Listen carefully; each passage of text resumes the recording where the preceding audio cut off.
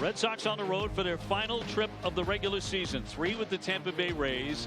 And the wild card race has certainly tightened up. The Sox now in the 3 spot, just 1.5 games in front of the hottest team in baseball, the Cleveland Guardians. Good evening, everybody. Thanks for joining us on a Friday. Dave O'Brien, Lou Merlone, also Jemiah Webster. Everybody anxious right now. Lou, I know you don't like to use the phrase must win. I've known you a long time. But there are several veterans in this lineup that must perform right now. Yeah, you know, must wins are if you lose, you go home. But I tell you, tonight is putting that to the test. And it's because of the way you've played in the last week. You look at the last 7 games, you are 2-5, and it's because you haven't swung the bat. Look at this, 3.3 runs a game, and it's runners in scoring position has been killing you. And you got to look at this man right here. He has to pick it up. Bregman has been here before. He's played in huge games. You'd love to get him hot for the last 9. Another reason why it's a must-win. Well, you got to have it. It's because of the man you got on the mound right now, and that's Garrett Crochet. Taking on the Rays starting pitcher, the right-hander Drew Rasmussen. Rasmussen hasn't taken a loss since June 19th. They've been very careful about his innings and his pitch load, but he's been very good while he's been in the game. Check out the Rays defense across the infield. It'll be Tristan Gray at third base with Williams and Palacios up the middle. Bob Seymour will be at first base in the outfield left to right. It's Morel, Pereira, and Lowe. And then you got Nick Fortes behind the plate. And a good sweeper there. That's been dominant. Swinging and a miss. He strikes out his first man tonight. Upstairs in 97. 1 gone. Well, after a couple of soft, right? Cutter, sweeper. Here comes fastball. Right up the top of the zone. Perfect placement. Gets the swing and miss. Give her a ground ball at somebody. For a weave and a miss, and down goes Lowe. He strikes out. Second K for Garrett Crochet in the first inning. Yeah, you know, after a couple of fastballs, I almost feel like you give that lefty a shot, right? Especially when you get ahead. I get it, his fastball's different, but there's a reason why you struggle against lefties, which is what Lowe does. And when you execute the sweeper like that, that's all you need. You know you're going to get that strikeout. Got to finish it off here, though, with 2. That brings up Nick Fortes. He's the catcher, hitting just .222. Ground ball up the middle, through for a base hit. Diaz rounding. Here he comes. Throw into third as the run scores, and safe at third. Fortes drives in the first run. Tampa Bay drawing first blood, 1-0. The challenge on this. Still waiting. Get 15 seconds, and they will not. He doesn't hit it hard, but he finds a hole. Again, contact is king, right? This ball is not smoked at all up the middle. It's just that Story's kind of playing him to pull. Gets up there and, again, runs in the first inning, kind of just putting some stress on him. You really got to get out of this right now if you're Crochet and execute.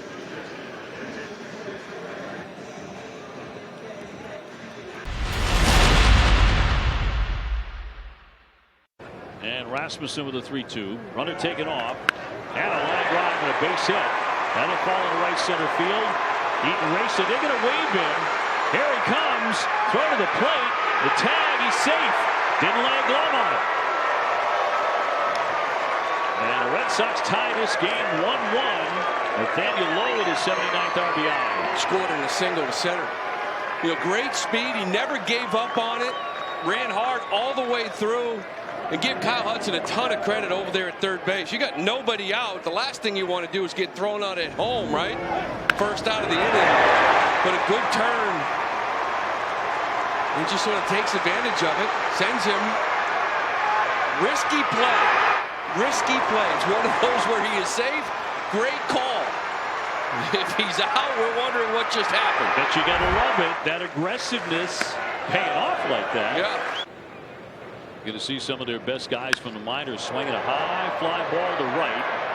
Eaton up against the wall, leaping up as he tried to take that one down, but that is a home run. Carson Williams, you're mentioning the power. He has made it 2-1 Tampa Bay. Well, it's his 5th homer of the year. Only 71 at bats. We had 23 in AAA. He jumps all over this first pitch fastball the other way. You mentioned it, Obi. That's now 13th home run. His last 9 starts plus. Only 10 in his first 21 starts of the year. Now, when you attack hitters, it's going to happen, but it's been happening frequently. It's only a home run in this ballpark. And swing and a miss. Sweeper strikes out Seymour, and 2 gone. I'm curious to see him here tonight. This is the 4-day rest start. His last one was dominant. It was on 5-day rest. And got him again. He struck him out, but he also gives up the home run to Williams. 2-1 Tampa Bay.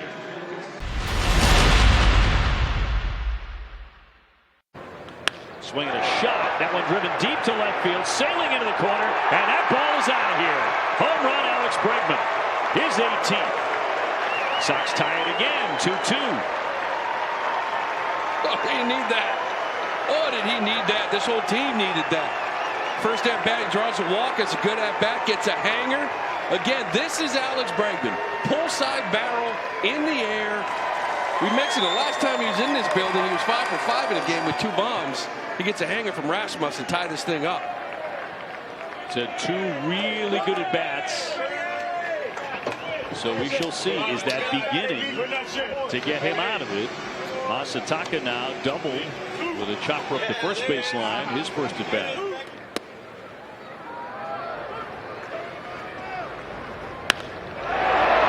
it helps when you get your alpha going. Right, kind of lets everybody relax. Hey, I mean, just every single year you get it from him. Hits the ball hard. Harder than anybody this year. There's a high drive to right field. Eaton's backing up, turning around. There's another one. That's gone.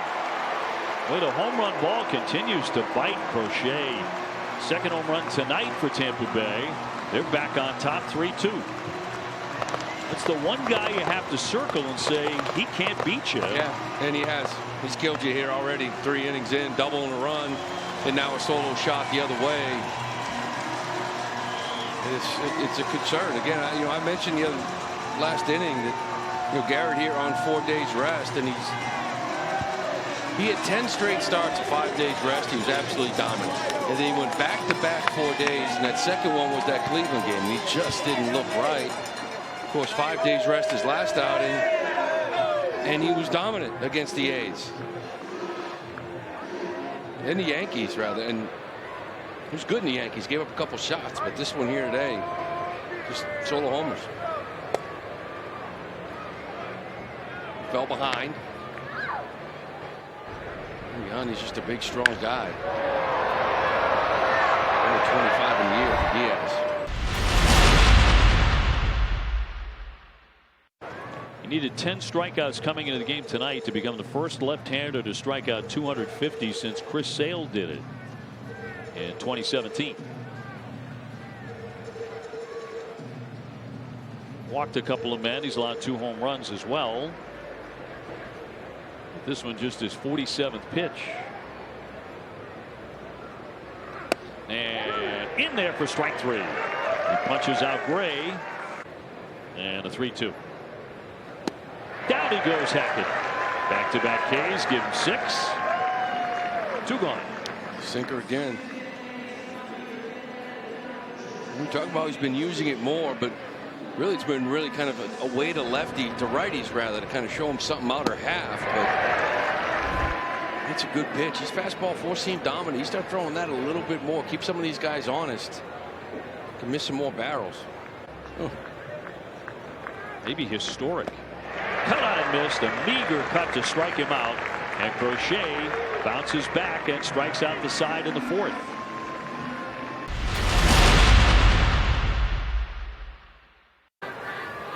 Correa on deck and a 3-2. Swing and a miss. Ate him up. Pretty nasty. 97. That's 4 straight Ks for him going back to last inning. And it's another sinker. He's been going to it right now. This is the highest sinker rate he's thrown all year, and I love it. Number one, it's tough to hit with that late movement at 97. Number two, if you do get a piece of it, it's probably going to be a ground ball. It could help him with these balls that are leaving the ballpark. Swing and a miss. He got him. Struck him out.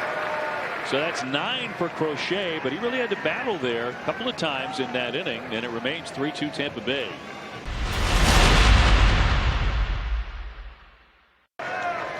Ray at third on the cut of the grass and leaning in.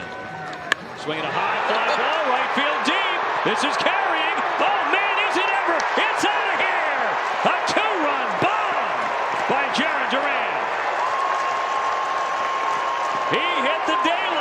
7, and the Sox are in the lead 4-3. Forget about the bunt. He just absolutely unloads on this pitch. 385. His 16th home run of the season. Man, did the Sox need that. A 2-run shot. Well, you needed something, right? You look at this team right now. You look at Alex Bregman. You look at Trevor Story. And Jarren Duran is starting to get into that class on this roster of a guy you need to step up. Did he ever?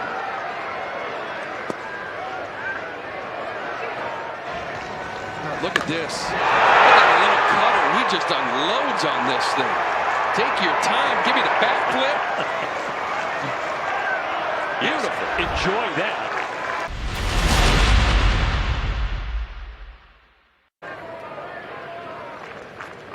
And a chopper up the middle. That's going to kick into center field for a base hit. Gonzalez rounding. He will score easily. The Red Sox add a giant run. I'm just going to keep calling for bunts. I am. I'm just going to keep calling for bunts. I want everybody to bunt, Obi. Everybody. Please keep doing it. A lot of times, because I've bunted a lot in my career, you square in the first one, you don't get it down. Sometimes the manager takes it off because he thinks he can buy you a fastball 0-1. But you have to, as a hitter, attack this thing. Now, he doesn't smoke it, but he does the right thing, kind of stays inside of it. If nothing else, it's a ground ball to the right side, and he moves him anyway. But he ends up getting a knock out of this thing. You know, if Willie Abreu, in fact, is in the lineup tomorrow at some point over the weekend, certainly feels like that's about to happen. Nate Eaton's going to come out of right field, obviously. But he continues to swing a good bat. He came in hitting over 300, and he has 2 more knocks tonight. And a 1-0. And a base hit into right field. Eaton to third. Going to wave him home. He's going to score without a throw. The Red Sox on the board again. Third hit tonight for Cedar Rafaela. Red Sox on top 6-3. And the second one to right field. Second one to right field. This is something that you haven't seen much from him throughout his career. They actually want him to pull the ball in the air. But I did hear Cora the other day talking about using right field more, letting the ball get a little deeper, trusting your hands. That's a really good sign here from Cedar Rafaela. Use the word swagger, perfect for him. And a bounding ball up the middle. Knocked down by Palacios, and he has no play as another run scores. 7-3 Boston. So the Red Sox open up a 4-run advantage in the 8th. A couple times now, Palacios has basically just knocked the ball down when he was supposed to catch it. I don't know where he was going to go with this. I don't think Williams is going to get to second in time. He had to go to first to get Story getting down the line. Would have got a run in anyway. Would have been a tough play. 3-1. And that's going to be ball 4. Bring another run in. Cedar will score. And the Sox getting very comfortable in the 8th inning. They now lead it 8-3. If there's ever been a team that has needed an inning like this, it's the Boston Red Sox. Right. No question about that. People loosening up in there. Not just in there. Romby will slap that one behind the bag. A long throw for Gray. He skips it and another run scores. And right behind Trevor Story, he will score as well. Masataka takes a wide turnaround third and goes back. So this is turning into a laugher at Steinbrenner Field tonight. Tampa Bay's defense with a big helping hand, and the Red Sox lead it 10-3. This is nice. He slips out of the box. Gray at third just kind of bounces this ball. Seymour can't come up with it, and that's what you're looking for, right? 11-4. Whitlock, you take a seat. Chapman, you take a seat. We'll see you tomorrow night. Like I said, you're not in a position to save anybody, but it's nice to be able to sit those guys down and have them ready for the rest of the series. It's ahead 10-3. And all the way to the backstop. Play at the plate. And Massa's in to score. I think it hit him. It did hit him. So he is in to score anyway. Just wanted to show that speed off. He still hasn't been caught stealing his entire career. 13 for 13. One of the best in the game.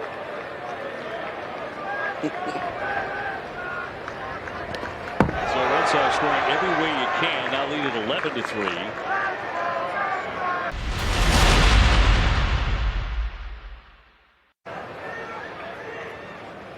Swinging a high drive deep to left field. That's way back, and that is gone.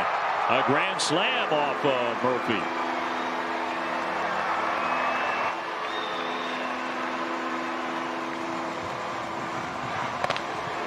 So 2 walks, a base hit, and a granny.